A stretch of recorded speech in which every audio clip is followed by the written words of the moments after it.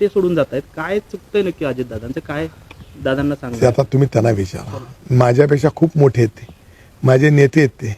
त्यामुळे त्यांची चूक काढणं हे इथपर्यंत इतका मोठा पण मी नाही आहे. त्यामुळे ते तुम्ही त्यांना किंवा त्यांच्या बरोबर काम करणार त्यांना विचारलं तर बरं होईल. आमदार राजू खरे आहेत, ते हो. देखील म्हणतात की भाषणात की मी जो आहे तो हाडाचा शिवसैनिक आहे. मग त्याने तिकीट मागायला कसे गेलते? आम्ही तसं कधीही दुसऱ्या पक्षाकडे तिकीट मागायला गेलोच नाही आहे. ज्या पक्षात आहे त्या पक्षातच आम्ही हट्टानं काय मागायचं मागितलं, पण दुसऱ्याच्यात जाऊन मागून घालवलं नाही. समजलं का? त्यामुळं आम्ही जिथं असू तिथं प्रामाणिकच राहू.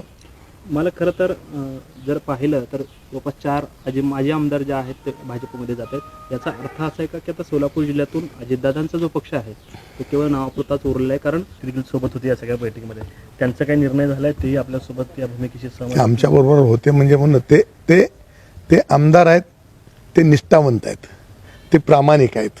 म्हणून करता जे प्रामाणिक आहे त्यांच्यावर ते जाणारच आहेत.